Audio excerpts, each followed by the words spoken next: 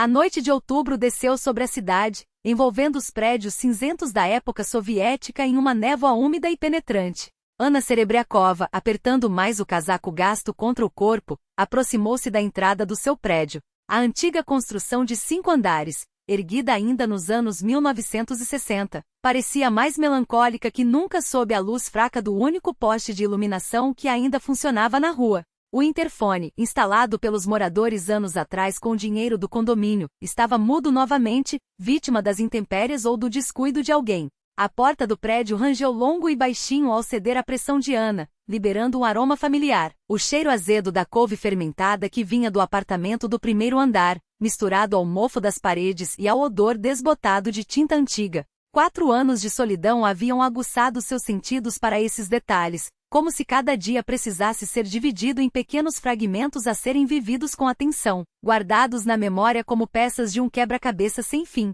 Ela subia os degraus devagar, ouvindo o eco de seus próprios passos batendo nas paredes descascadas.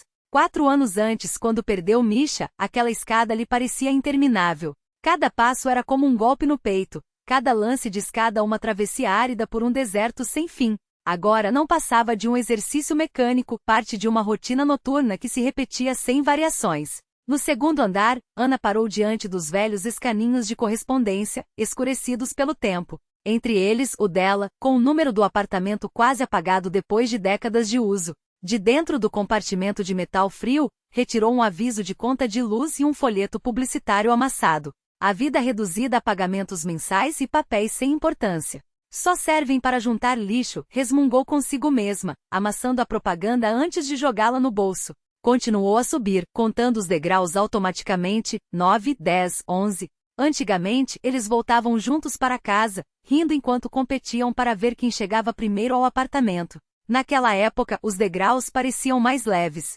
Agora, cada um pesava como se carregasse o fardo dos anos e da saudade. No terceiro andar, uma porta entreaberta deixava escapar o som alto de um telejornal. Era Fyodor Pavlovitch, como sempre, assistindo às notícias da noite no volume máximo. Anna esboçou um sorriso fugaz. Algumas coisas nunca mudavam, e nessa constância havia um certo conforto, quase como um abraço conhecido. 4º andar. Seu andar. As chaves tilintaram no bolso, prontas para abrir a porta de um apartamento silencioso, onde ninguém a aguardava. Ela já imaginava a sequência do resto da noite, o jantar esquecido no micro-ondas, o programa de TV que assistiria sem prestar atenção, o livro que folhearia antes de dormir, o mesmo de ontem, de anteontem, o mesmo de amanhã. Dias que se repetiam como fotocópias desbotadas. De repente, uma sombra masculina surgiu do canto da escada, fazendo Anna recuar instintivamente contra a parede. Rostos novos eram raros naquele prédio, geralmente eram apenas entregadores de panfletos ou funcionários da companhia de água. Desculpe, disse o homem, percebendo seu olhar surpreso. A senhora não saberia me dizer onde mora Fyodor Pavlovitch? Disseram que é no 3º andar, mas acho que me perdi. Anna observou-o com atenção. Alto, postura ereta, rosto sereno e uma barba bem cuidada. Por trás dos óculos, olhos castanhos e atentos. Nas mãos, um pequeno embrulho que parecia conter remédios.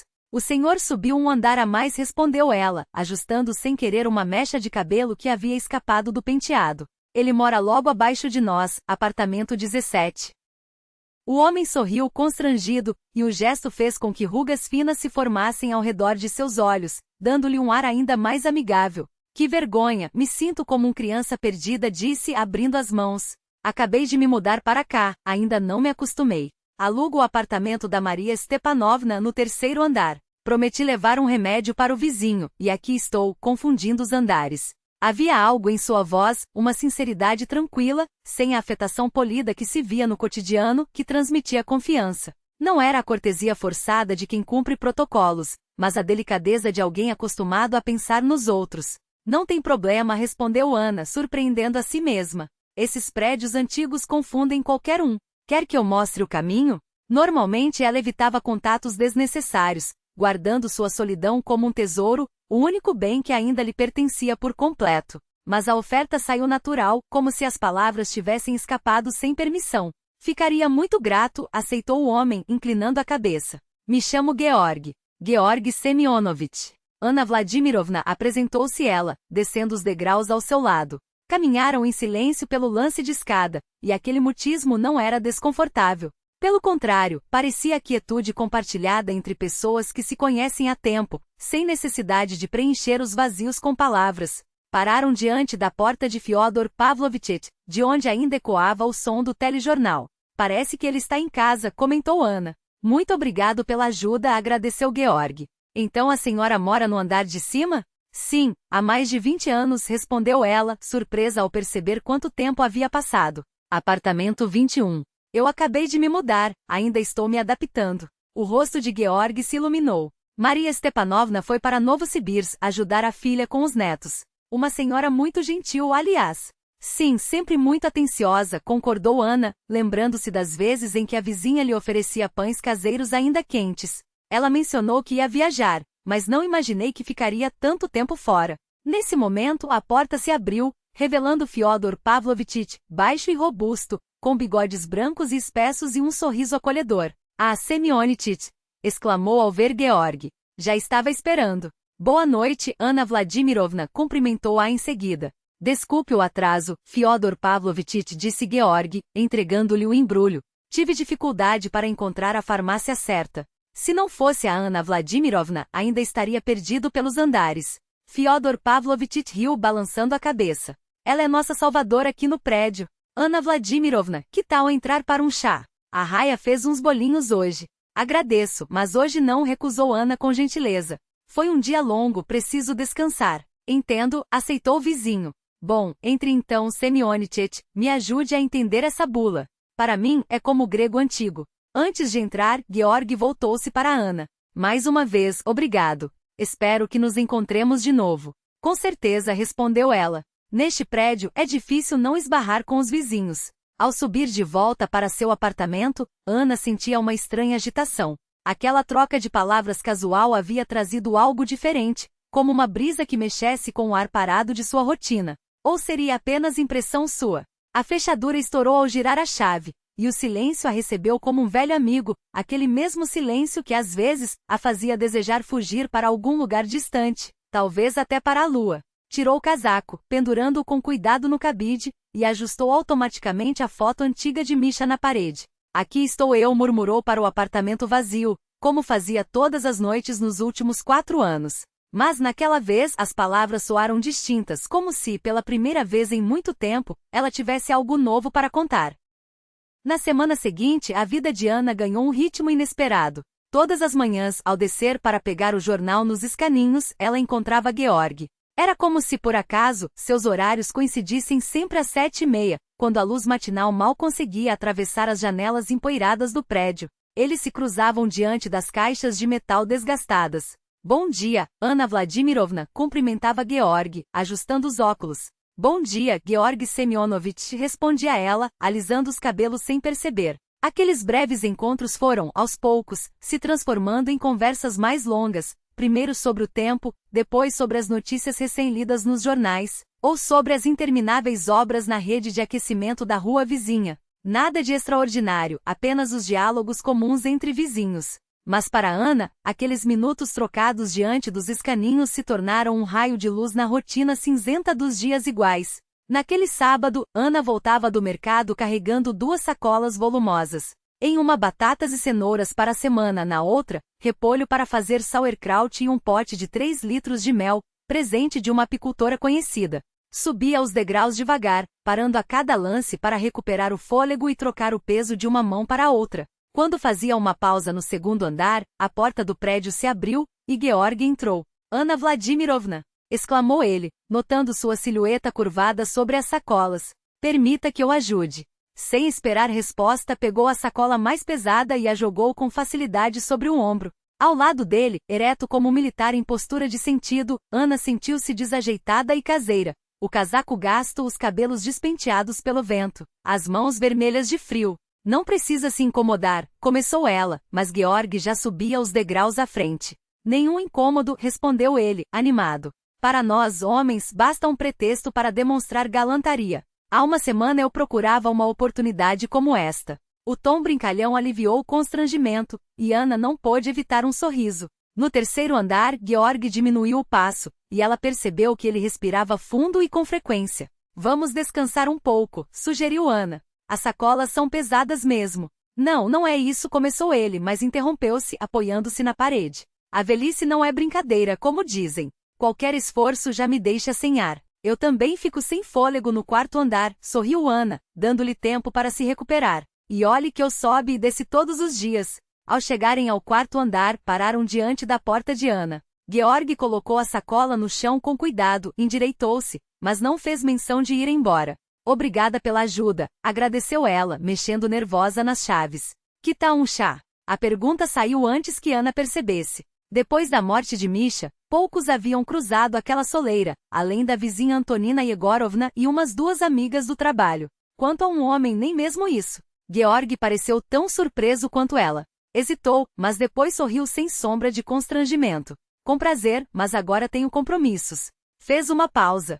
Porém, se o convite permanecer de pé mais tarde. Claro, respondeu Ana rápido demais. Para disfarçar a timidez, acrescentou. Na verdade, a torneira da cozinha está vazando. Talvez você pudesse dar uma olhada? Eu chamaria um encanador, mas quem sabe quando eles apareceriam. Sem dúvida, aceitou Georg prontamente. Tenho uma pequena caixa de ferramentas. Às 6 da tarde dá? Estarei esperando, assentiu ela, abrindo a porta enquanto sentia o rosto esquentar.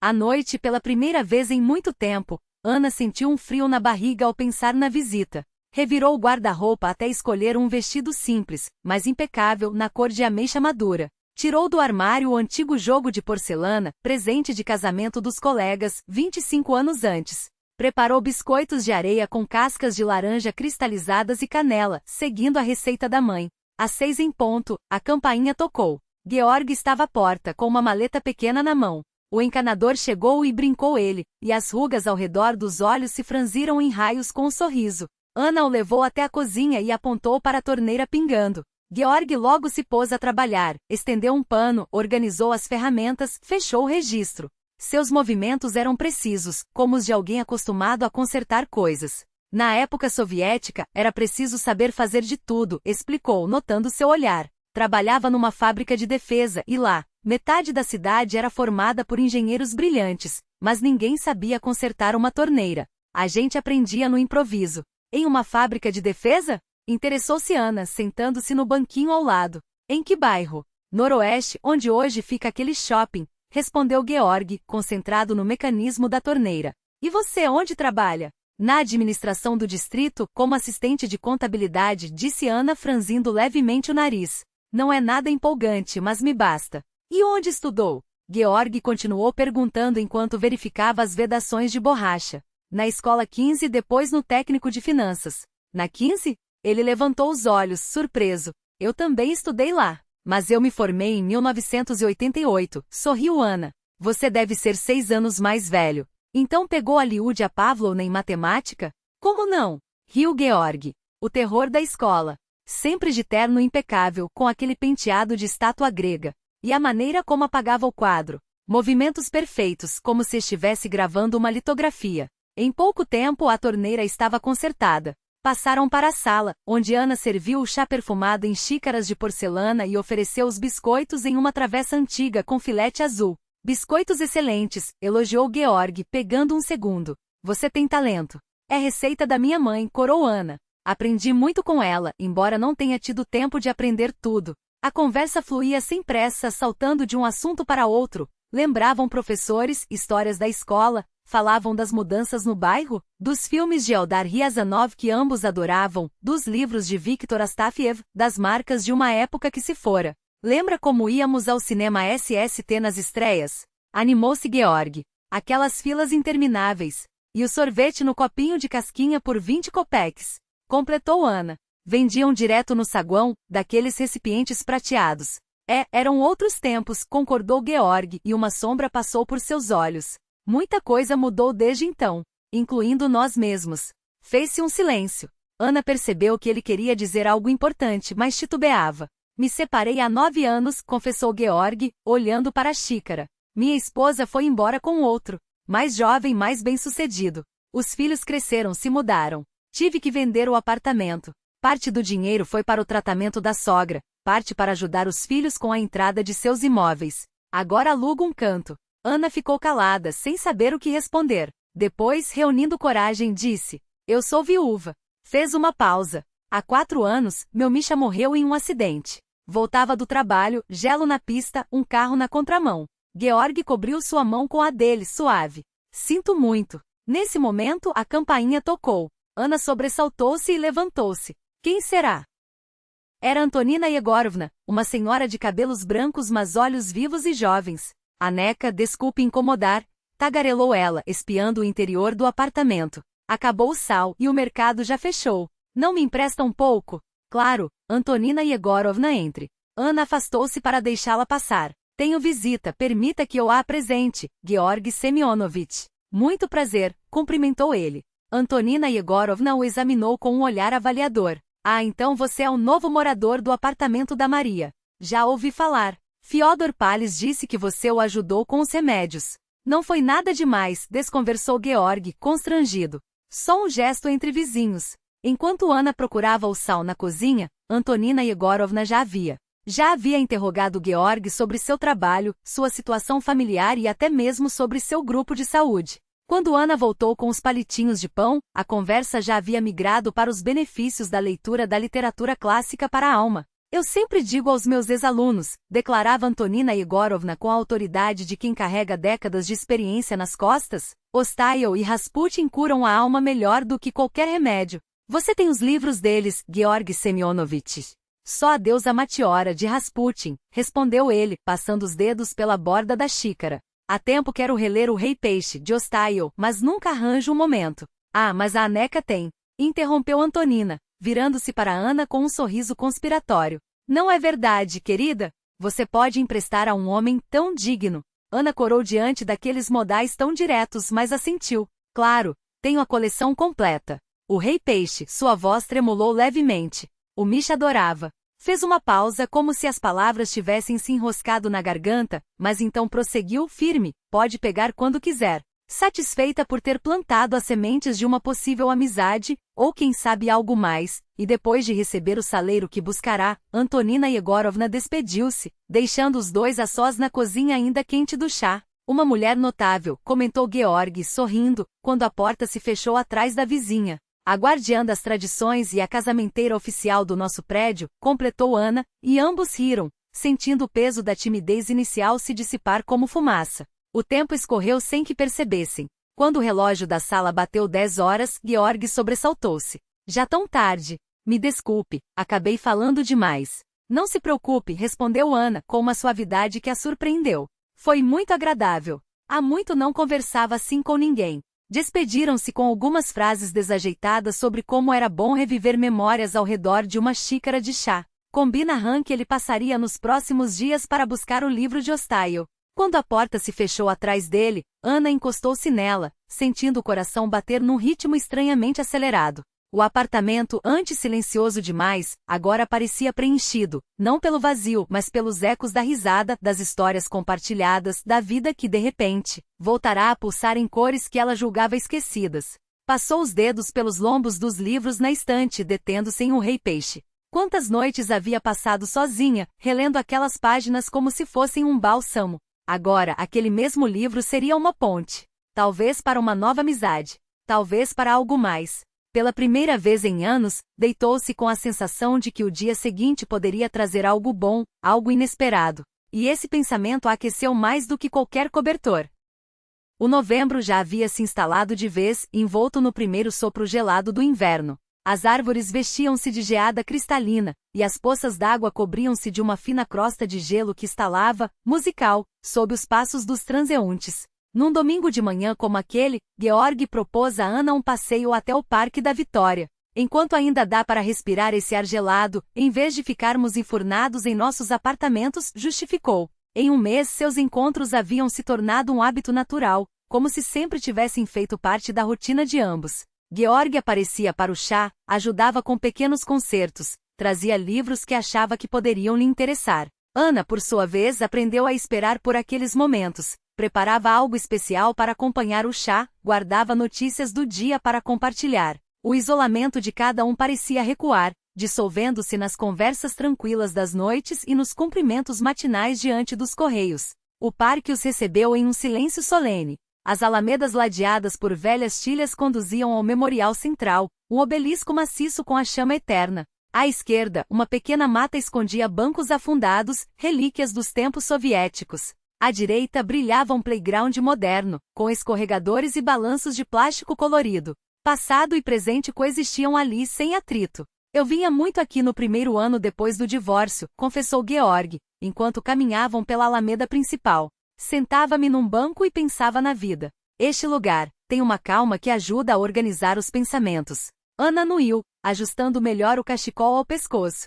Entendo. Depois que o Misha faleceu, eu também procurava lugares assim, silenciosos, onde ninguém vem cutucar com perguntas do tipo: e aí, como você está?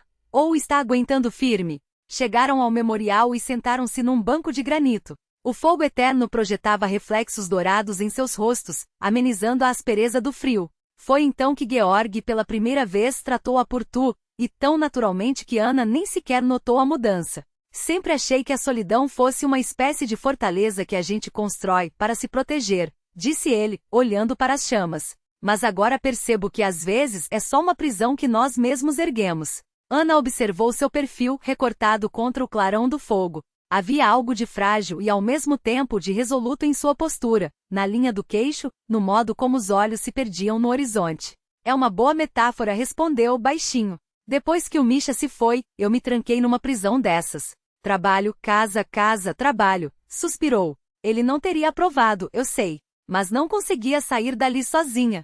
Georg virou-se para ela, e seu olhar era quente e atento. E agora? Perguntou. Ana hesitou, mas então sorriu, sincera. Agora é diferente. Como se uma janela tivesse se entreaberto, e o ar fresco começasse a entrar. Ele retribuiu o sorriso, mas algo passou por seu rosto, uma sombra rápida, quase imperceptível. Empalideceu levemente e num gesto discreto levou a mão ao peito. Você está bem? Preocupou-se Ana. Estou, é só, o frio respondeu, desviando os olhos. Que tal entrarmos naquele café para nos esquecermos? Ela notou, porém, um movimento rápido com que ele tirou do bolso um pequeno comprimido e o colocou debaixo da língua. Um aperto no peito a dominou, mas Ana não deixou transparecer. No velho café do parque, com seu linóleo desbotado e o samovar de cobre reluzindo num canto de honra, fazia calor e cheirava a pirojki recém-saídos do forno. Pediram chá e um pastel de queijo fresco, sentando-se junto à janela que dava para a alameda de árvores nuas. Aos poucos, Georg recuperou a cor. As bochechas rosadas, o olhar mais claro, ele passou a falar sobre planos para a primavera, uma viagem ao Lago Baikal, um sonho antigo. Dizem que o lugar é de tirar o fôlego. E eu, em toda a minha vida, nunca consegui ir, confessou. Que tal irmos juntos? A proposta escapou-lhe antes que pudesse medir as palavras. Surpreendeu-se com a própria ousadia. Quer dizer, seria ótimo se você pudesse ir. Ana riu, suave. Vamos nos tratar por tu, não acha? Sugeriu. Na nossa idade, essas formalidades já não fazem sentido. Riram juntos, e a tensão do momento dissolveu-se. O resto do dia transcorreu em conversas aconchegantes, passeios pelo parque, discussões sobre filmes e livros. Mas no fundo, uma inquietação crescia em Ana teimosa. A imagem daquele comprimido, aquele instante de fraqueza, o modo como Georg evitou seus olhos ao falar do próprio estado, tudo isso a perseguia. À noite, depois de acompanhá-lo até seu apartamento e subir para o seu, Ana não conseguiu encontrar sossego. As memórias a invadiam em ondas. Misha também começara assim. Um mal-estar leve que ele escondia. Depois, o hospital. O diagnóstico. O desespero nos olhos dos médicos. A agonia diária testemunhada em primeira mão. Não aguentando mais, jogou uma chale sobre os ombros e bateu à porta de Antonina Yegorovna. A vizinha, como se a esperasse, abriu quase imediatamente, conduzindo-a até a cozinha aconchegante, onde a chaleira já fervia sobre a mesa, coberta por uma toalha bordada. Sabia que você viria, disse Antonina, pegando 2 xícaras com filetes dourados no armário. Sentia que teríamos uma conversa séria. E antecipando-se, de onde tirei isso? Minha querida, depois dos 50, não são só as rugas que aparecem, mas também um faro apurado para as angústias alheias. Agora me conte, o que aconteceu? Georgi Semyonovich. Ana hesitou como se as palavras pesassem mais do que deveria. Hoje me pareceu que ele tem problemas no coração. Antonina suspirou fundo, deslizando a xícara de chá na direção dela antes de se sentar à frente, os dedos enrugados apertando levemente a colher de prata. Há 6 meses, quando ele se mudou, viu uma ambulância parada à porta dele. Foi o Fyodor Paliti quem me contou. Ataque cardíaco. Dizem que ele toma remédios, umas gotas para o coração. Fez uma pausa, balançando a cabeça. Mas detalhes, não sei. O Georgi é daqueles que guardam as dores no peito, como se falarem delas as tornasse mais reais. Ana sentiu um calafrio subir pela espinha, gelado e familiar. Era como se o passado batesse a porta com os mesmos passos lentos e inevitáveis de outrora, como se o círculo estivesse prestes a se fechar outra vez.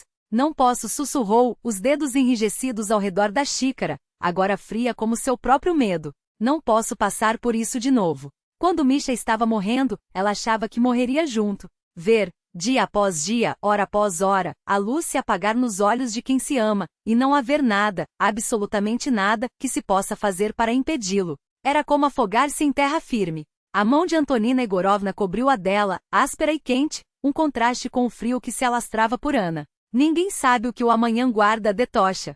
Pode ser que não seja nada grave. Estenocardia, talvez, uma daquelas coisas que as pessoas carregam por décadas sem maiores problemas. E diante do silêncio de Ana, dos olhos cheios que finalmente se ergueram para encontrá-la, a vizinha mexeu o chá com lentidão, como se as palavras precisassem ser dosadas. Mas e se for? A voz de Ana quebrou. E se tudo se repetir? Antonina Egorovna olhou através dela para algum ponto além da cozinha, onde o tempo havia depositado suas lições. Vou te dizer uma coisa, como alguém que já viveu o suficiente para entender, é melhor um pouco de felicidade do que uma eternidade de solidão. Seu Egor partiu cedo, um infarto enquanto trabalhava. E todos os dias desde então ela agradecia por cada segundo que tiveram juntos. Doía? Claro que doía. Mas nunca, nem uma vez sequer, me arrependi de tê-lo conhecido. Os dedos da velha mulher apertaram os de Ana com firmeza. A vida nos ensina algo, sabe? Quanto mais anos passam, menos chances de felicidade nos sobram. E quando uma delas aparece, precisamos agarrá-la com as 2 mãos, sem hesitar. Senão, passamos o resto dos dias mordendo os cotovelos pelo que deixamos escapar. Eu tenho medo, confessou Ana, a voz tão baixa que mal se ouvia acima do tic-tac do relógio de parede. Medo de me apegar e depois perdê-lo. Antonina sorriu, triste e sábia. Mas você já se apegou, minha querida. Indicou com um gesto o rosto pálido de Ana, os olhos inchados. Caso contrário, não estaria aqui agora com essa expressão. Na semana seguinte, Ana evitou Georgi com um empenho quase infantil. Saía mais cedo para o trabalho, voltava tarde, ignorava as chamadas. Quando ele batia à porta, fingia não estar ou já ter se deitado. Um escudo frágil, mas o único que conseguia erguer. Até que, na sexta-feira, esbarrou em Fyodor Palitia no saguão do prédio. Ele passeava com sua adoração em 4 patas, a velha taxinha que cheirava a chuva e a memórias. Ana Vladimirovna, chamou ajustando a coleira. O que é isso, moça? O Semionítica anda perguntando por você, preocupado. Estou muito ocupada, respondeu desajeitada. Muito trabalho. Fyodor Palitia resfolegou, um som entre o ceticismo e a compreensão. Claro, claro, tudo com você. Balançou a cabeça. Mas está se preocupando à toa, sabe? O Semionítica é um homem forte, aguenta mais que muitos por aí. Fez uma pausa, coçando a nuca. Já vi tantos camaradas no navio com o mesmo problema. Estenocardia, ué. Tomam um comprimido e seguem em frente, alguns até os 90. Ana não resistiu, e ele... Ah, é isso mesmo. Estenocardia comum.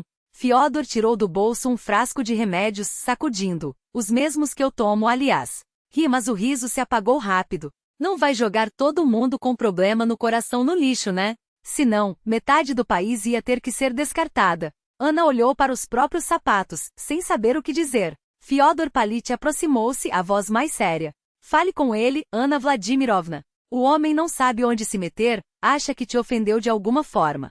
E ele merece, no mínimo, uma explicação. Não é justo deixá-lo assim, no escuro. A felicidade breve, por mais frágil que pareça, ainda é preferível à solidão prolongada. Essa verdade ecoava na mente de Ana enquanto subia as escadas do prédio, pontualmente às 7 da noite. A porta do apartamento de Georgi se abriu quase instantaneamente, como se ele estivesse esperando do outro lado, a mão já no trinco. Seus olhos, por um segundo, revelaram um alívio tão genuíno que Ana sentiu o peso da própria indecisão.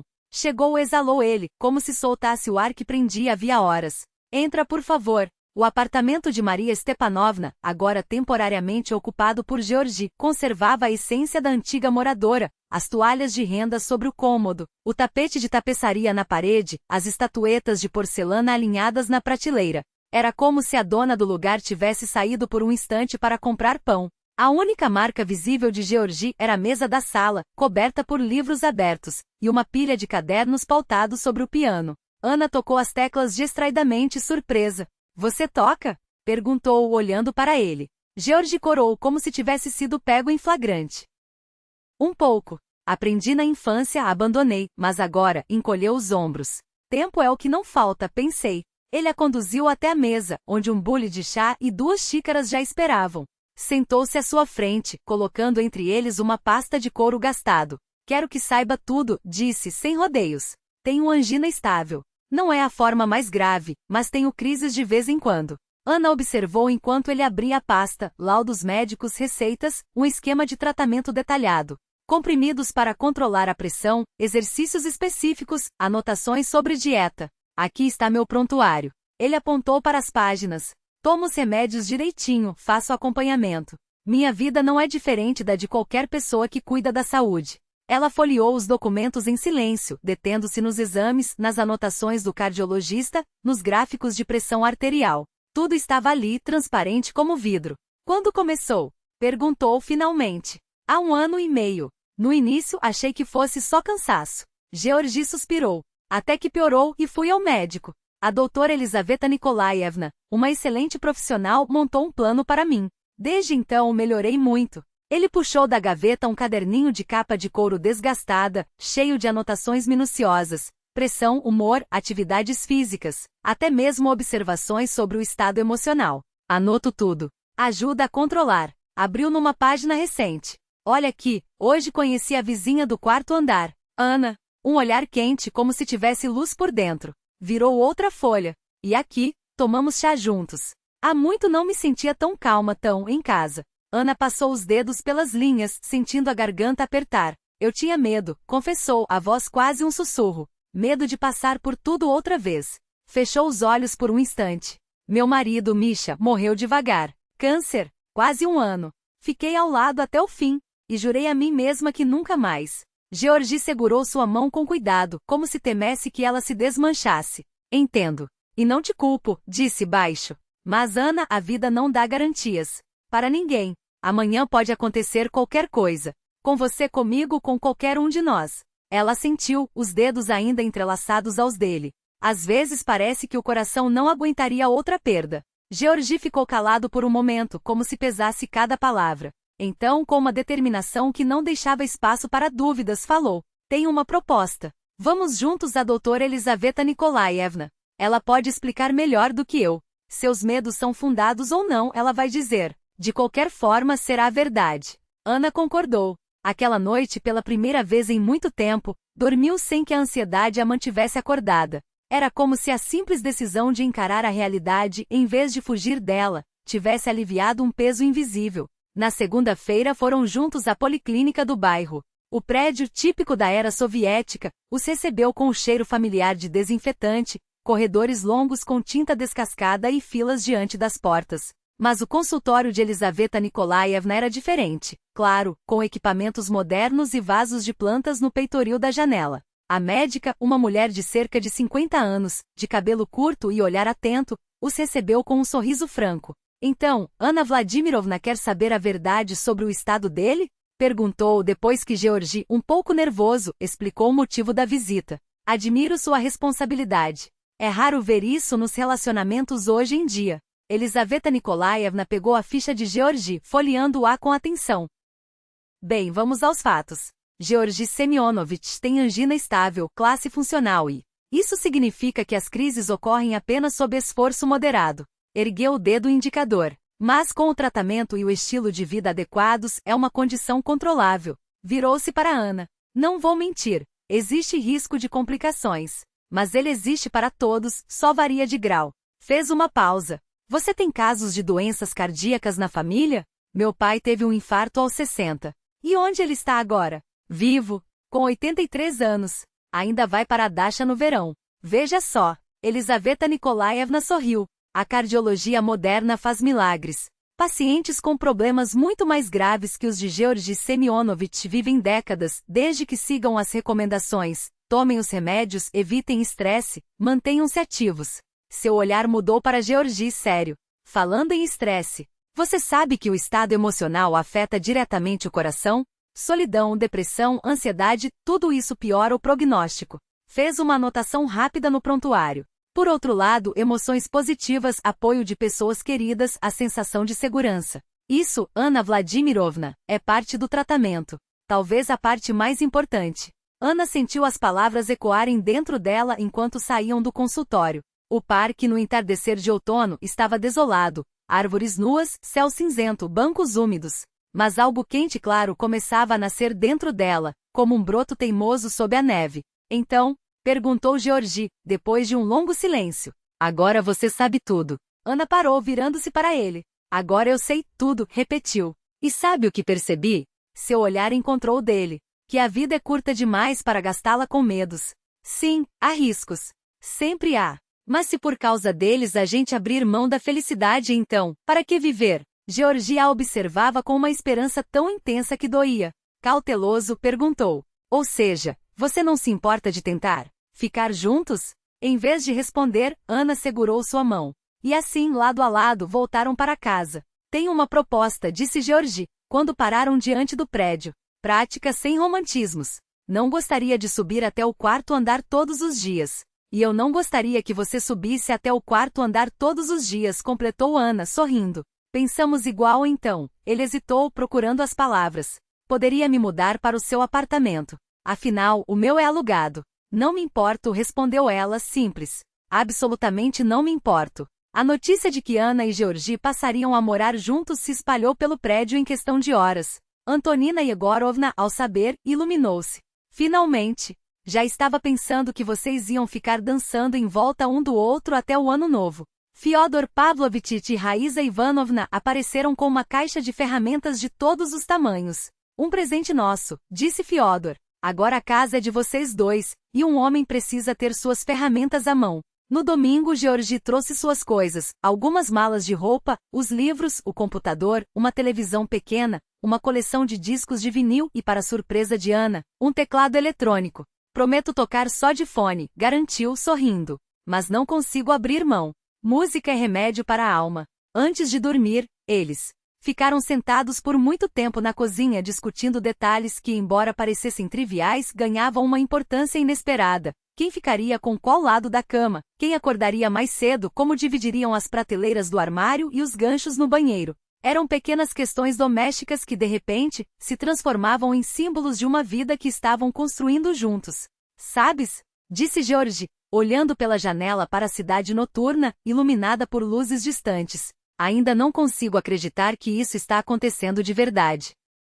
Há apenas um mês, ele vivia sozinho, mergulhado em seus próprios pensamentos, convencido de que o melhor de sua vida já havia ficado para trás. E agora sentia como se tudo estivesse apenas começando.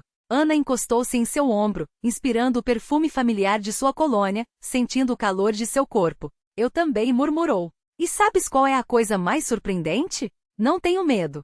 Nem um pouco. Não importa o que aconteça amanhã ou daqui a um ano, hoje estamos juntos. E isso vale por tudo. Do lado de fora, a neve molhada de novembro caía em flocos prateados, brincando com os reflexos no vidro. Ao longe, buzinas de carros, o zumbido dos trens e o rumor incessante da cidade pareciam um fundo distante, como se o mundo inteiro estivesse em movimento, menos aquele canto quente da cozinha, onde eles seguiam de mãos dadas, planejando a vida dia após dia, semana após semana. Uma vida que, aos poucos, voltava a fazer sentido. Quando a primavera de 2024 floresceu além das janelas do quarto andar, a mudança era visível até nos pequenos detalhes. No parapeito, em novos vasos de barro, fiales e gerânios esticavam-se em direção ao sol e Georgi revelara-se um apaixonado por plantas, algo que Ana nunca imaginaria.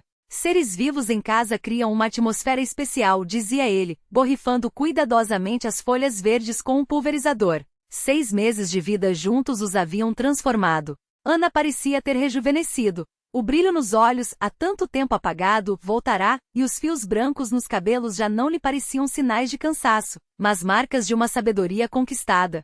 Georgie, por sua vez, ganhará força. O rosto adquirira um tom mais rosado, e a falta de ar ao subir as escadas já não era tão frequente. Uma alimentação balanceada, uma rotina organizada e, acima de tudo, a tranquilidade do coração fizeram mais por ele do que qualquer remédio. A rotina dele se ajustara com uma naturalidade surpreendente, como se tivessem vivido juntos não meio ano, mas uma vida inteira. Georgie acordava mais cedo e preparava o café da manhã. Ana chegava do trabalho e cuidava do jantar. Aos domingos, cozinhavam juntos o borscht segundo a receita da sogra de Ana, e à noite assistiam a filmes antigos ou ouviam música. Georgie, aliás, revelou-se um grande conhecedor de jazz clássico. Sabes em que estou pensando? Perguntou ele certa tarde de abril, enquanto tomavam chá na cozinha. Precisamos ir a um sanatório em Kislovodsk neste verão. A doutora Elisaveta Nikolaevna há tempos recomenda o tratamento climático para o meu coração. Kislovodsk? Repetiu Ana intrigada. Nunca estive lá. Só vi fotos daquelas varandas no parque e das fontes de água mineral. Justamente por isso. Será uma experiência nova para os dois. Georgie tomou um gole de chá pensativo. Já pesquisei opções. Há um bom sanatório com enfoque em cardiologia. Antigamente era frequentado pela nata do partido. Hoje pessoas comuns como nós podem se permitir. Tenho uma reserva. A ideia de uma viagem a agitava e ao mesmo tempo a deixava apreensiva. Eles ainda não haviam saído juntos da cidade, nem mesmo para um passeio no campo. E agora falavam de outra região, de trem, de um lugar desconhecido. Quando pensas em ir? Perguntou Ana, tentando disfarçar a hesitação. Em agosto. É a melhor época nas montanhas. Nem muito quente, nem muito frio. Ar puro, caminhadas, banhos de Narzan. Seus olhos brilharam ao descrever. Imagina acordar de manhã, sair na varanda e ver as montanhas à frente. O céu mais límpido que já viste, o ar tão fresco que parece que se pode ouvi-lo. Seu entusiasmo era contagiante e Ana, aos poucos, deixou-se convencer. Está bem. Vamos planejar a viagem para agosto. Começaram os preparativos, pesquisaram o sanatório, economizaram dinheiro, e Georgie até elaborou um roteiro detalhado de passeios pelos arredores. Mas o destino tinha outros planos. Na manhã de um dia claro e quente de maio, eles tomavam café na cozinha. Ana fritava blini de trigo sarraceno, uma pequena descoberta culinária que agradara a ambos.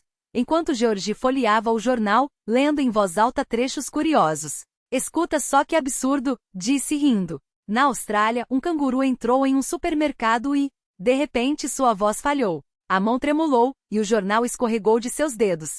O que foi? Ana virou-se, e o coração gelou. O rosto de Georgie contorcia-se em uma careta de dor. Ele levou a mão ao peito, os lábios azularam. O coração, conseguiu murmurar. As pastilhas, no bolso. Ana correu até o casaco pendurado no cabideiro da entrada, tateou o bolso e encontrou a embalagem familiar de nitroglicerina. Com dedos trêmulos, derrubou um comprimido na palma da mão e voltou à cozinha. Georgie já havia escorregado para o chão, apoiado na perna da mesa. Coloca debaixo da língua, ordenou ela, ajoelhando-se ao seu lado e ajudando-o a tomar o remédio. Com a outra mão, descou o número da emergência. A voz calma da atendente do outro lado da linha foi um bálsamo. Não se preocupe, a equipe já está a caminho. Enquanto isso, ajude o paciente a ficar em uma posição confortável. Afrouxe a gola da camisa, solte o cinto. Se possível, dê outra dose de nitroglicerina, mas só depois de 5 minutos. Ana seguiu cada instrução, sussurrando palavras de encorajamento. Vai ficar tudo bem. A ambulância já vem. Aguenta só mais um pouco. Estou aqui. Não vou sair do teu lado. Os 12 minutos até a chegada da equipe pareceram uma eternidade. O médico, um homem de meia idade com olhos cansados mas firmes, examinou Georgie rapidamente, fez um eletrocardiograma portátil e aplicou uma injeção na veia. Angina instável, possivelmente um estado pré-infarto, disse ao enfermeiro. Precisamos levá-lo para a cardiologia. Posso ir com ele? Perguntou Ana, a voz quebrada, enquanto colocavam Georgie na maca. Agora não, mas pode ir à clínica daqui a algumas horas, depois que o estabilizarmos. Enquanto a ambulância se afastava, os vizinhos se aglomeraram na escada. Antonina Egorovna, Fyodor Pavlovitch com a esposa, outros moradores do prédio, todos oferecendo apoio. Vou contigo, minha filha, declarou Antonina firme. Não fica sozinha numa hora dessas. O tempo no corredor do hospital arrastava-se entre o cheiro antisséptico de medicamentos e o piscar das lâmpadas fluorescentes. Cada minuto trazia de volta lembranças dolorosas dos últimos dias de Misha, mas Ana afugentava aqueles pensamentos. Não, não outra vez. Por favor, não agora. Finalmente o médico apareceu, sua expressão séria, mas não desesperançada. Familiares de Georgi Razumsky? Sim, respondeu Ana, titubeante, sem saber como se apresentar. Começou, mas Antonina interrompeu. É sua esposa. Eles vivem juntos. O médico assentiu. Seu estado está estável. Vocês agiram rápido e corretamente antes da chegada da ambulância. Isso evitou complicações graves. Agora estamos fazendo exames para confirmar o diagnóstico. Provavelmente um ataque agudo de angina devido a um espasmo nas artérias coronárias. Conseguimos evitar um infarto. Ele vai se recuperar? Foi tudo que Ana conseguiu perguntar. O prognóstico é bom, mas será necessário tratamento. Talvez ajustes na medicação. Por enquanto, vamos mantê-lo internado alguns dias para observação. Posso vê-lo, mesmo que por pouco tempo? Sim, mas esteja preparada. Ele está sob efeito de sedativos e pode estar sonolento. Georgi estava deitado em um quarto duplo, conectado ao monitor que registrava seus batimentos. Ao vê-la, esboçou um sorriso fraco e estendeu a mão.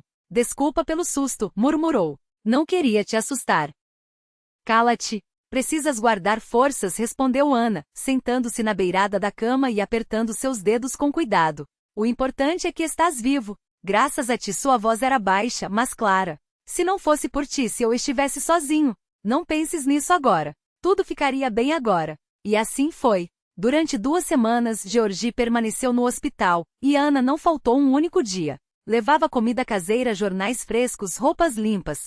Quando ela não podia estar presente, os vizinhos se revezavam ao seu lado. Antonina Egorovna lia Chekhov em voz alta. Fyodor Pavlovich contava histórias de suas viagens pelo mar, e Raíssa Ivanovna trazia caldo nutritivo em uma garrafa térmica. Nos momentos em que Ana não estava no hospital, Georgi escrevia cartas à mão em folhas de bloco ou formulários médicos. Ela guardava aquelas páginas como tesouros, relendo-as à noite, apertando-as contra o peito. Querida Ana, hoje fizeram uma ecocardiografia em mim. O médico disse que meu coração está funcionando melhor do que o esperado. Eu sei por quê, ele anseia voltar para você, minha neca. O companheiro de quarto diz que eu chamo por você enquanto durmo. Não me surpreende. Você agora é parte de mim, a melhor parte. Os médicos prometeram alta para a semana seguinte. Imagine, até sinto saudades da nossa escada rangente, confessou ele em uma das cartas. Nunca pensei que nesta idade pudesse sentir tanta saudade de um lar de verdade, aquele que você criou para nós. No final de maio, Georgi recebeu alta com um novo plano de tratamento e recomendações rígidas. Elizaveta Nikolaevna, que o visitará no hospital, insistiu em uma viagem obrigatória a um sanatório. Climatoterapia, banhos minerais, dieta especial, tudo isso é essencial para uma recuperação completa, explicava enquanto preenchia o encaminhamento. E não adiem. Agosto é o mês ideal. Ao voltarem para casa, descobriram que os vizinhos haviam organizado uma vaquinha para custear o tratamento e a estadia no sanatório. Todo o prédio e até moradores de ruas próximas contribuíram. Não podemos aceitar, hesitou Georgi, constrangido, quando Fyodor Pavlovich lhe entregou solenemente um envelope com o dinheiro. Podem e vão aceitar, cortou o ex-marinho com a voz firme. Não é por vocês, é por Ana Vladimirovna. Ela merece esse descanso. Além disso, aqui a gente vive assim. Hoje nós ajudamos vocês, amanhã vocês nos ajudam. É a nossa regra.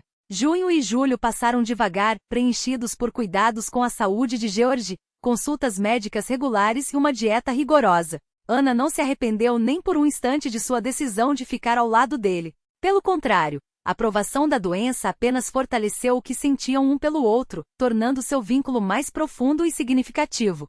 Certa vez, enquanto revia objetos em uma caixa antiga, Ana encontrou os anéis de casamento dela e de Misha, intocados desde o funeral. Girando-os entre os dedos, tomou uma decisão. No dia seguinte, levou-os ao penhor e, com o dinheiro obtido, pagou a diferença por um quarto melhor no sanatório, um apartamento com vista para as montanhas e varanda privada. Em agosto, finalmente embarcaram para Kislovodsk. O trem balançava ritmadamente nos trilhos, e pela janela desfilavam campos, florestas e vilarejos. Georgi, empolgado como uma criança, não parava de fotografar a paisagem com sua câmera antiga. Nunca imaginei que na minha idade viveria uma viagem assim, confessou, observando o sol poente tingir o horizonte de tons carmesim. E com uma companhia como você. O sanatório Ar Puro das Montanhas ficava à beira de Kislovodsk, em um prédio imponente da era stalinista com colunas de mármore, escadarias largas e tetos decorados com estuque.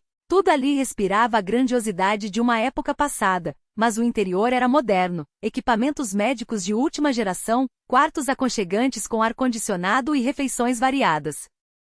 Seus dias ganharam o ritmo tranquilo da vida em um spa. Caminhadas matinais pelo famoso parque termal, descanso à tarde, programas noturnos de entretenimento. Georgie recuperou as forças, ganhou cor, parecia mais jovem. Ana também se transformou. O sol do sul clareou seus cabelos e o ar das montanhas lhe deu um rubor nas faces. Na última noite antes da volta, subiram a plataforma de observação do pequeno Selim. Ao redor, as montanhas se estendiam cobertas por uma névoa azulada, enquanto o sol se punha, pintando as nuvens de rosa. Georgie segurou as mãos de Ana. Seus olhos brilhavam com determinação. Preciso te perguntar. Quero dizer, te propor algo. Você aceitaria se tornar minha esposa? De verdade, oficialmente? Ana olhava para ele, um homem de rugas ao redor dos olhos, mas tão familiar, tão necessário, e sentia a felicidade transbordar dentro dela. Aceito, respondeu simplesmente. Claro que aceito. Abraçaram-se contra o pano de fundo das montanhas, e um turista emocionado com a cena ofereceu-se para fotografá-los ao pôr do sol. Aquela foto, mais tarde, ganharia um lugar de honra em uma moldura sobre a cômoda, prova de que a felicidade é possível em qualquer idade, de que o amor vence o medo e de que a vida sempre guarda uma saída de emergência.